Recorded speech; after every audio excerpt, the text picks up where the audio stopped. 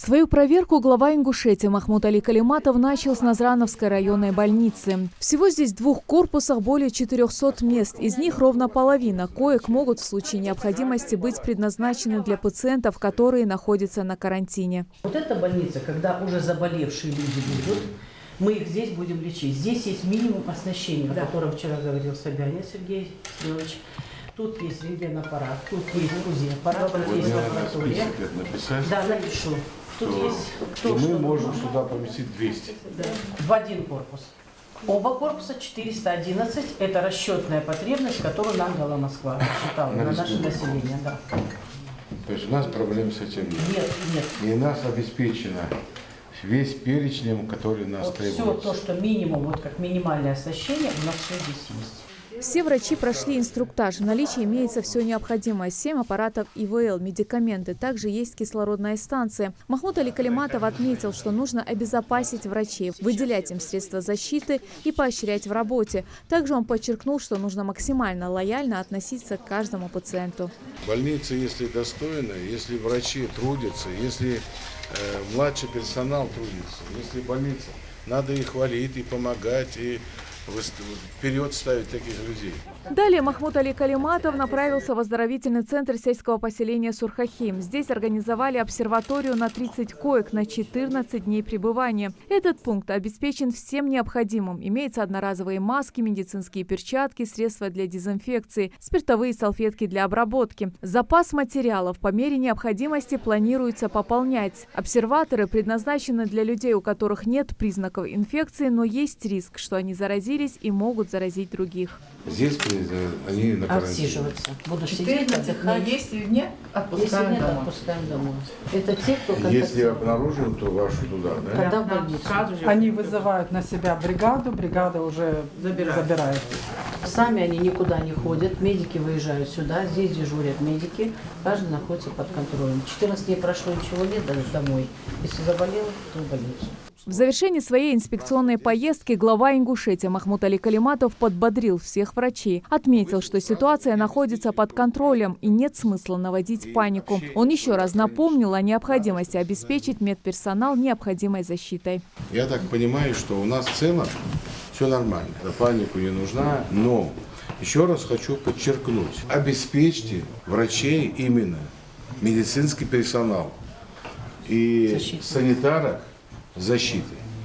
Обеспечьте их.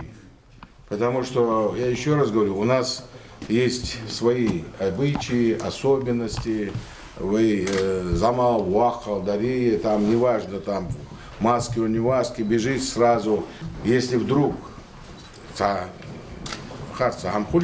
чтобы вы говорили, надо объяснить, разъяснить, что не надо бежать, сломя голову туда, надо обеспечить себя.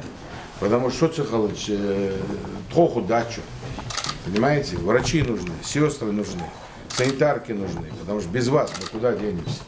И общение свое ограничьте. Надо, чтобы вот закрепить 1-2 специалистов с оборудованием, которое необходимо, чтобы они по вызову сразу и обеспечили их тоже транспортом и еще чем-нибудь, и дезинфицирующими веществами. А в целом, вы что еще? Вы уж там я тут говорю такие серьезные, поэтому настрой должен быть хороший, доброта, присущая вам, и вперед. Как отметил директор оздоровительного центра, в обсерватор помещаются люди на 14 календарных дней. Именно столько длится инкубационный период при коронавирусе. Мы можем принять, назначить на карантин 30 человек. Все необходимые медицинские средства первой защиты необходимости, средства дезинфекции, все завезено, все в наличии. Территория подготовлена, все, что необходимо в данной ситуации по правилам, которые нам были спущены сверху. Центр готов, то есть мы в полной боевой готовности. Как отмечает министр здравоохранения Заря Мальянова, в стационарах проведена серия учений, которые позволяли на практике отработать действия медиков. В медицинских учреждениях на местах обеспечена возможность быстрой диагностики возбудителя. Также, по словам руководителя Минздрава, проводят постоянный мониторинг заболеваемости ОРВИ и гриппом. В Ингушетии случаев заболевания коронавирусной инфекцией не регистрировалось. На режиме самоизоляции находится 196 человек. По словам представителей Роспотребнадзора, их количество было больше, но по истечению 14 дней многих сняли с карантина. Жители республики призывают соблюдать меры личной гигиены. Это частое мытье рук, маски носить, как можно меньше находиться в местах массового скопления людей. Если вы пришли с улицы, обязательно помыть руки. Желательно также физраствором промывать нос.